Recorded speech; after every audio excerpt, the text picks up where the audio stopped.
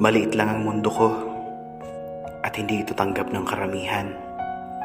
Kaya kung sino na lang yung nakaka-appreciate, okay na ako dun. Ang mahalaga, hindi ko pinipilit ang sarili ko sa kahit kanino.